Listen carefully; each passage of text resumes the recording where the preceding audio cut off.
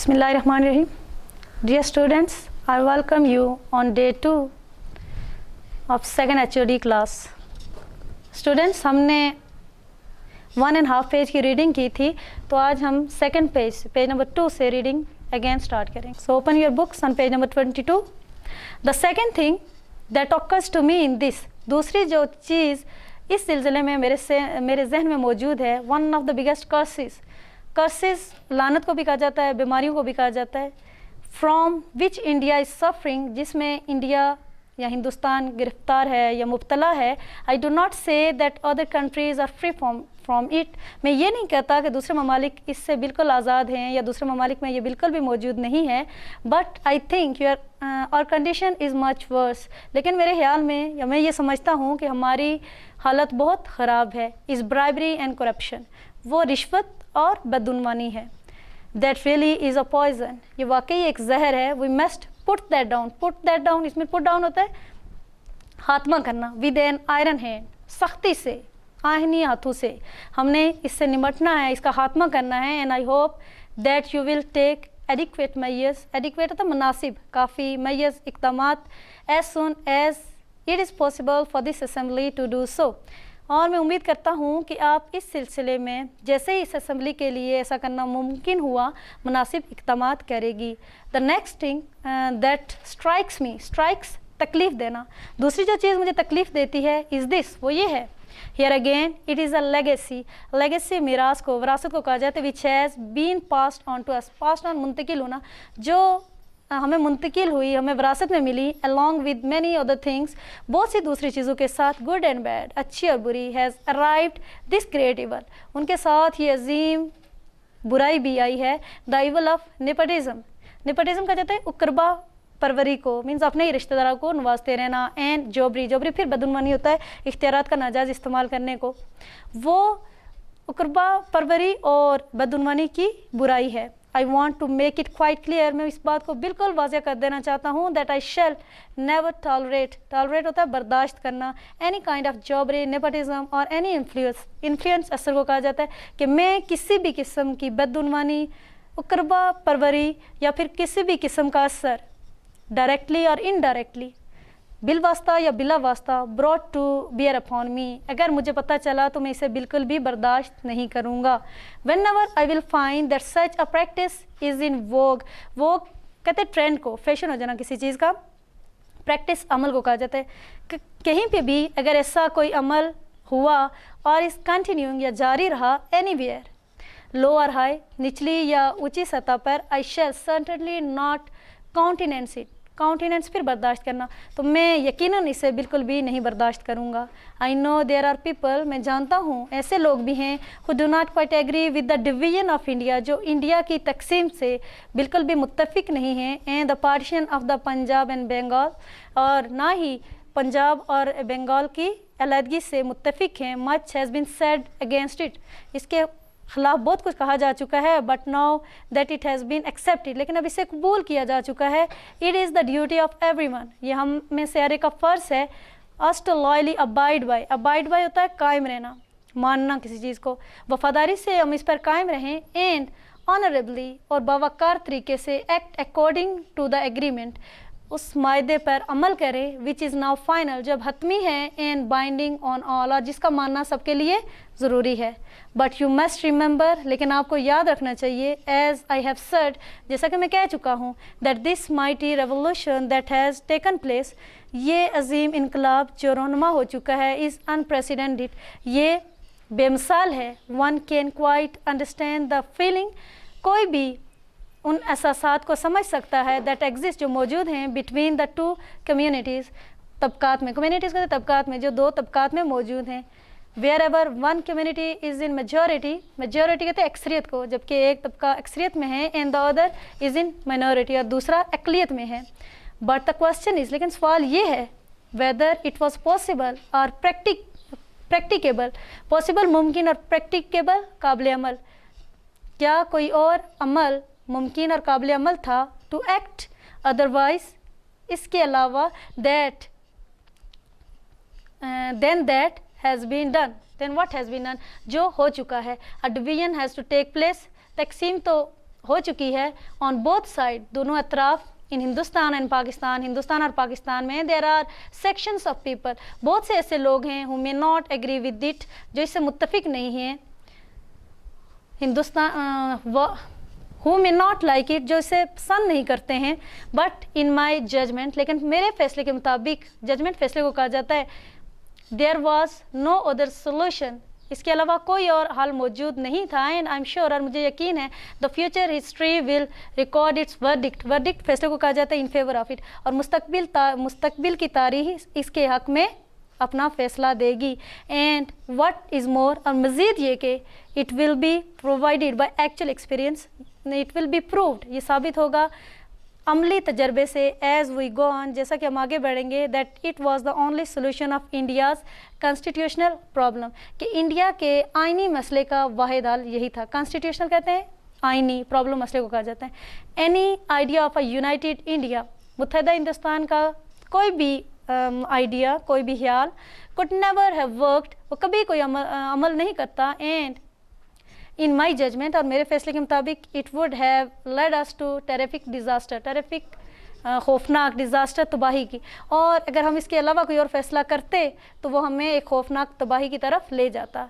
May be that view is correct, शायद ये नज़रिया ठीक हो, may be it is not, शायद ये ना ठीक हो, that remains to be seen, इसको देखना भी बाकी है। ऑल द सेम, इसी तरह इन दिस डिवीजन, इस तकसीम में, it was impossible to avoid, ये नामुमकिन है इस बात से बचना, टू अवॉइड बचना, द क्वेश्चन ऑफ माइनॉरिटीज़, अक़लियतों के बारे में सवाल से बचना नामुमकिन है, बीइंग इन वन डोमेनियन और द अदर, जो एक रियासत में हूँ या दूसरी रियासत में हूँ, अक़लियतों के बारे में सवाल से बचना नामुमकिन है।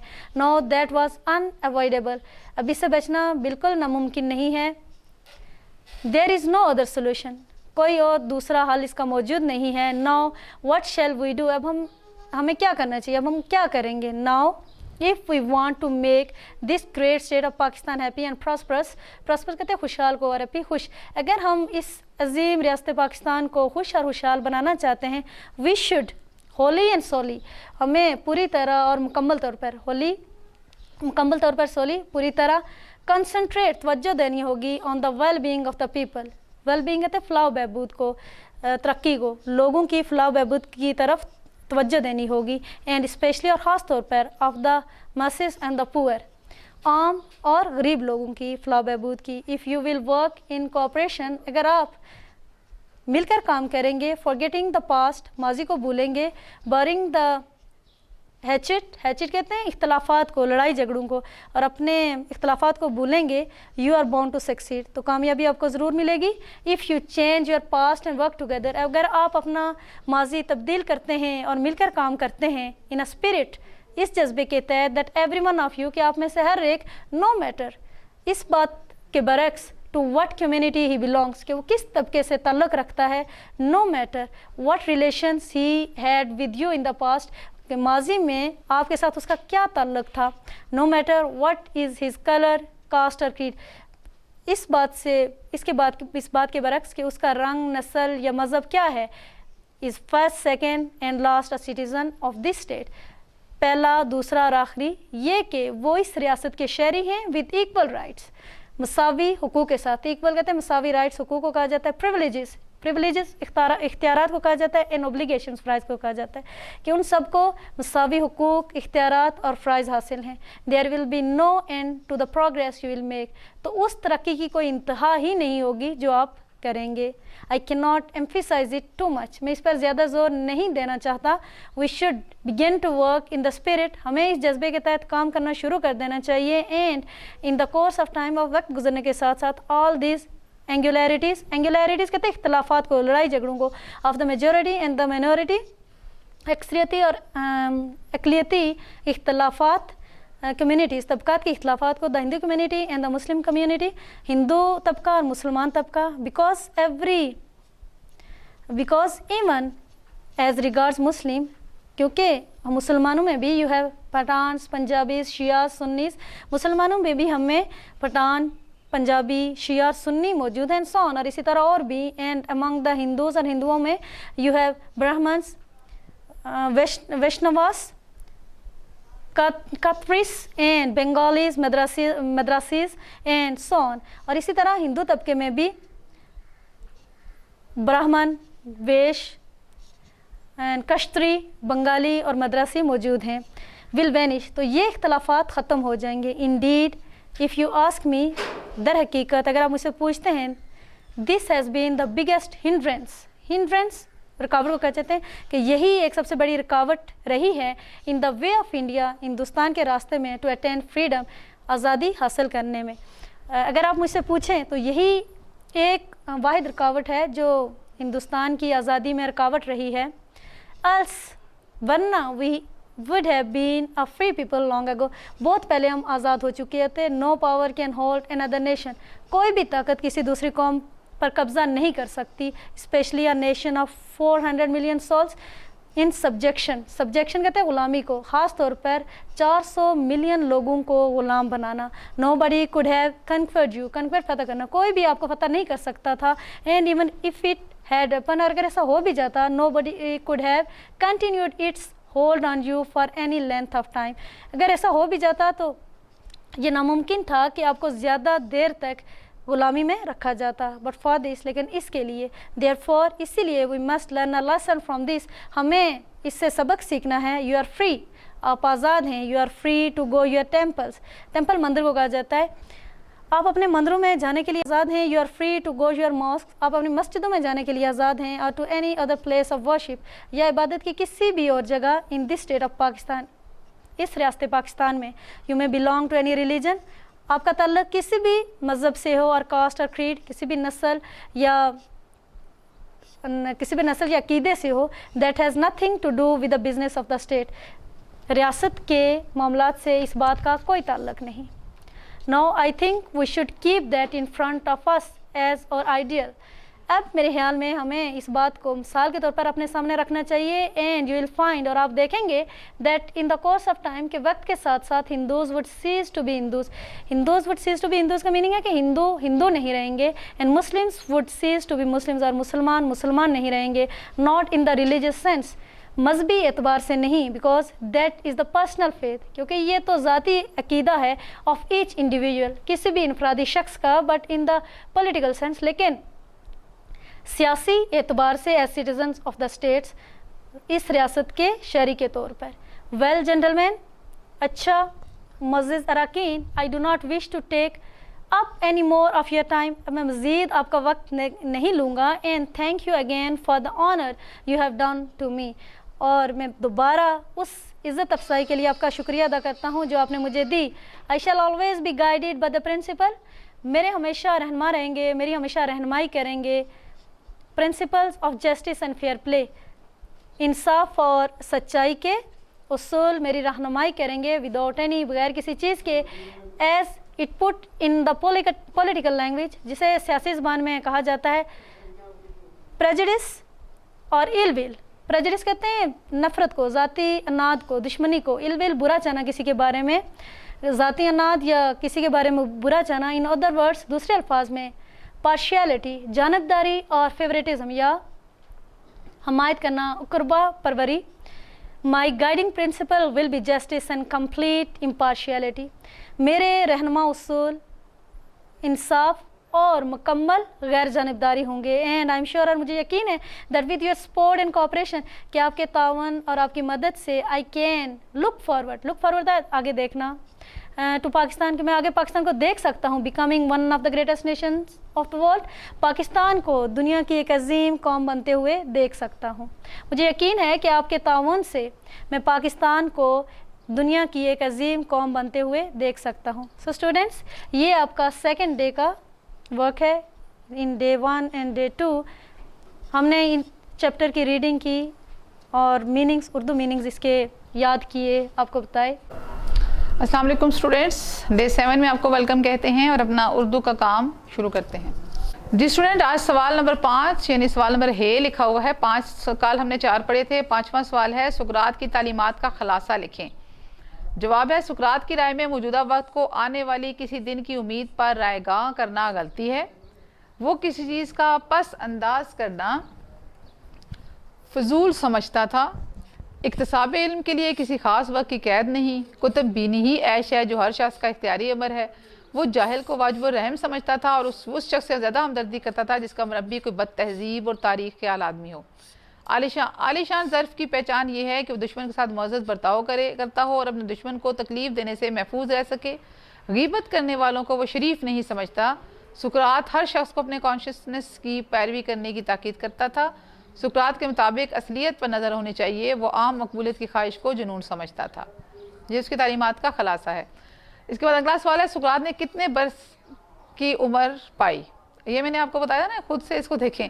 سقراط نے 470 کاف میم میں پیدا ہوا تھا اور 399 کاف میم میں وفات پائی تھی۔ اس لحاظ سے اس نے 71 سال کی عمر پائی۔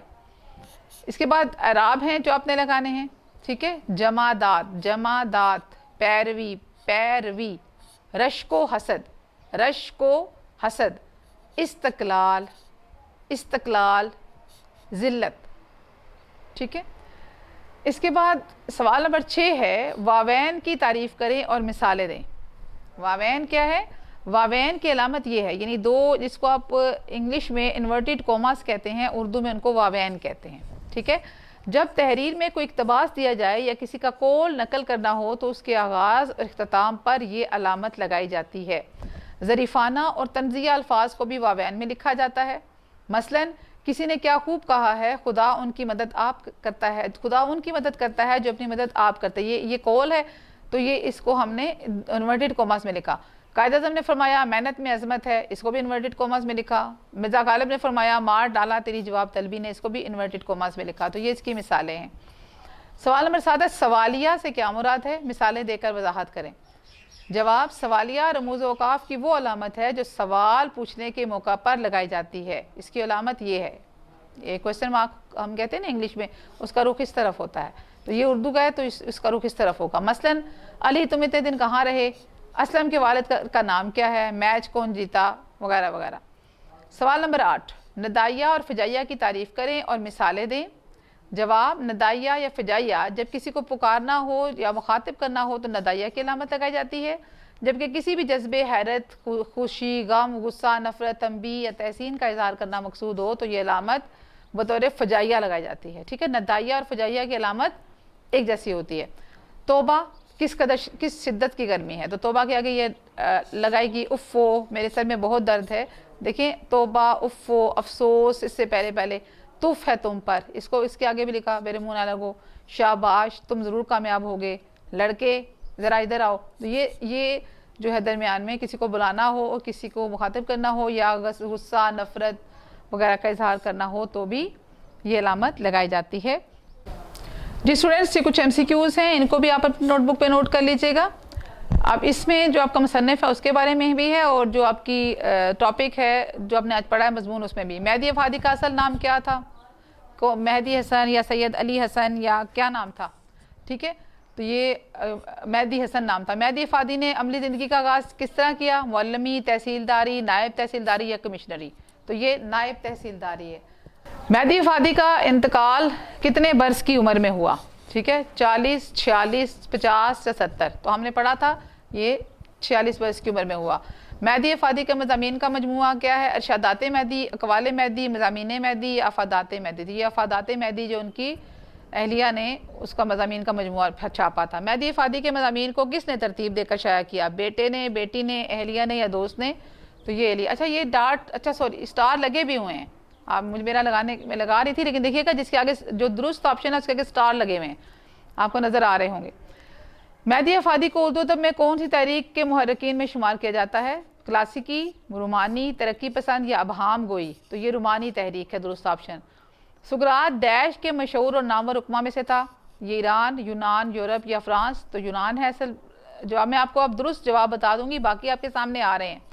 سقراط کا باپ ایک ڈیش تھا، کیا تھا؟ ان چاروں میں سے بت تراش تھا۔ سقراط کو اوائل عمر میں باقتضائے آئین ملکی ڈیش میں داخل ہونا پڑا، ٹھیک ہے۔ تو یہ چاروں آپشن ہیں اور اس میں فوج درست آپشن ہے۔ وہ نظم جس میں کسی کی برائی بیان کی جائے کیا کہلاتی ہے؟ قصیدہ، مرثیہ، حج یا مثنوی؟ تو یہ جیم آپشن درست ہے۔ سقراط کی بیوی بہت ہی ڈیش قسم کی تھی، خوش اخلاق، خوبصورت، بدمزاج، سلیقہ مند؟ یہ جیم ٹھیک ہے، بدمزاج۔ سقراط کو ڈیش کو واجب الرحم سمجھتا ہے؟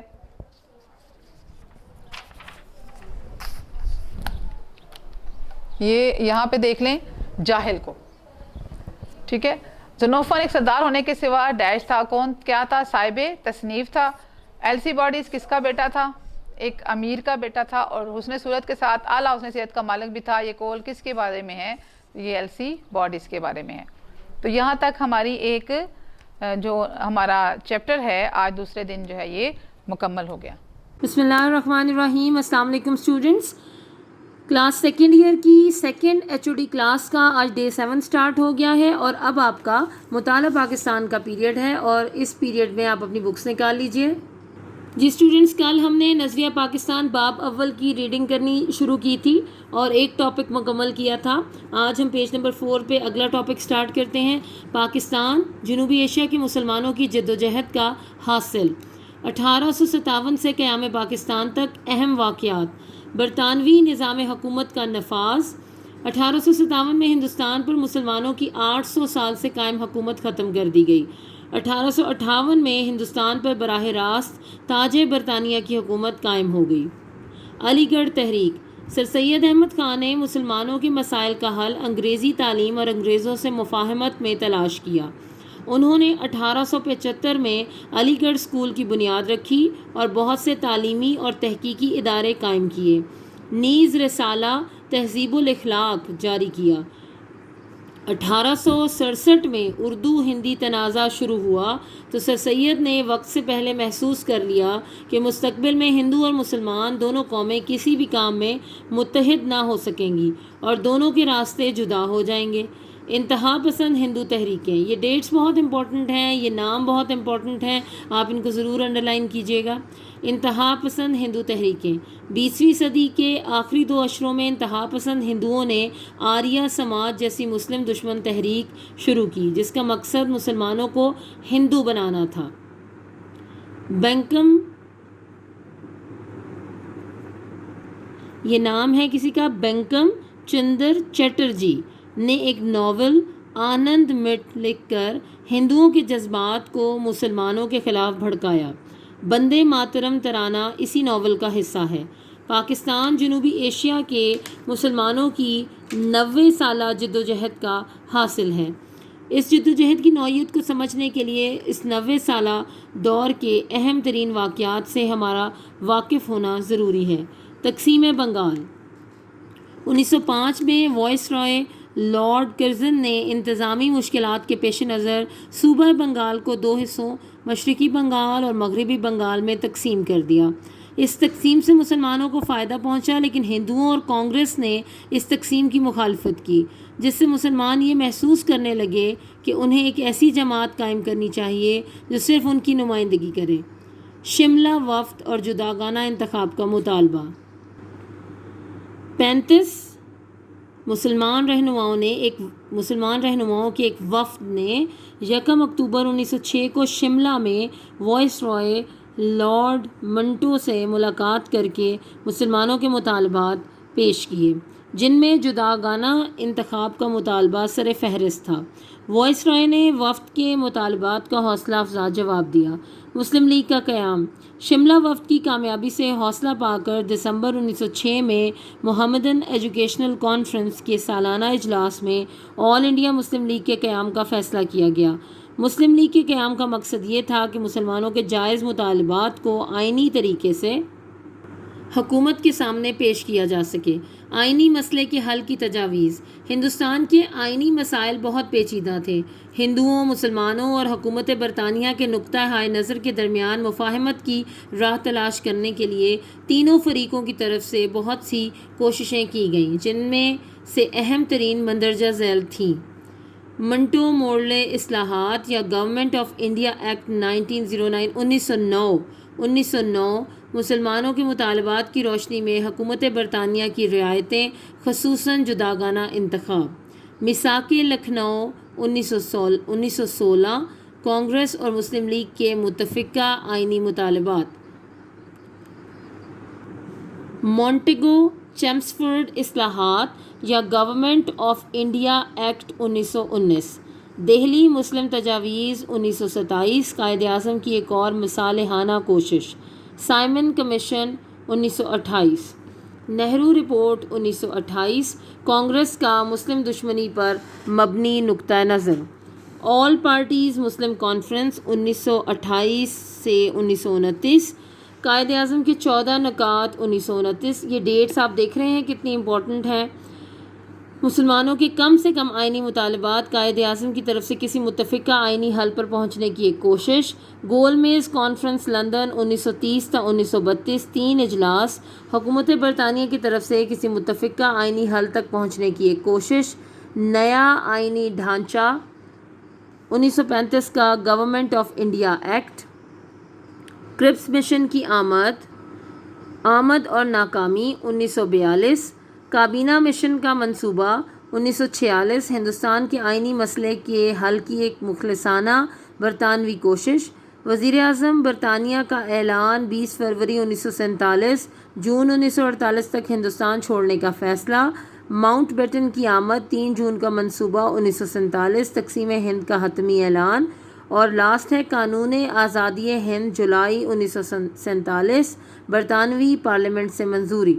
تو یہاں تک اسٹوڈنٹس آپ کی ڈے 7 کی آج ریڈنگ ہے۔ اب اس سے ریلیونٹ ہم ایکسرسائز میں سے کچھ کوسچنس کرتے ہیں۔ آپ دیکھ رہے ہیں یہ بہت امپورٹنٹ ڈیٹس ہیں، آپ ان ڈیٹس اینڈ ایونٹس کو ضرور اچھی طرح سے پڑھیے گا اور ڈیٹس کو یاد کرنے کی کوشش کیجیے۔ جی اسٹوڈنٹس، اگر آپ ایکسرسائز میں دیکھیں تو پیج نمبر 26 پر ایک شارٹ کوسچن ہے، شملہ وفد پر مختصر نوٹ لکھیے۔ تو جو آج ہم نے پڑھا ہے اس کا ایک لانگ کوسچن بھی بنتا ہے، جو کہ انشاءاللہ کل ہمارا یہ ٹاپک تھوڑا سا اور مکمل ہو جائے گا تو اس کو کرواؤں گی آپ کو۔ آج میں آپ کو صرف یہ ایک شارٹ کوسچن کرواتی ہوں۔ جی یہ آپ کے نوٹ سے میں آپ کا شارٹ کوسچن پڑھا رہی ہوں، شملہ وفد پر مختصر نوٹ لکھیں۔ 35 مسلمان رہنماؤں کا ایک وفد 1 اکتوبر 1906 کو شملہ میں وائس رائے لارڈ منٹو سے ملاقات کے لیے گیا اور مسلمانوں کے مطالبات وائس رائے کے سامنے پیش کیے۔ اہم ترین مطالبہ یہ تھا کہ تمام نمائندہ اداروں میں مسلمانوں کے لیے نشستیں مخصوص کی جائیں۔ وائس رائے نے شملہ وفد کے مطالبات سے اتفاق کا اظہار کیا، جس سے مسلمانوں کی حوصلہ افزائی ہوئی۔ تو آج کے دن میں آپ صرف اس شارٹ کوسچن کو بہت اچھی طرح سے یاد کیجیے، اور جو ٹاپک آپ کو پڑھایا جا رہا تھا وہ بہت امپورٹنٹ تھا ڈیٹس اور ایونٹس کے پوائنٹ آف ویو سے، اس لیے آپ کوشش کیجیے اس میں تمام امپورٹنٹ ڈیٹس کو اور واقعات کو یاد کر لیجیے، اور اس کوسچن کو بھی آج ہی آپ اپنے نیٹ نوٹ بکس پر نوٹ کیجیے اور اس کو زبانی یاد کر لیجیے۔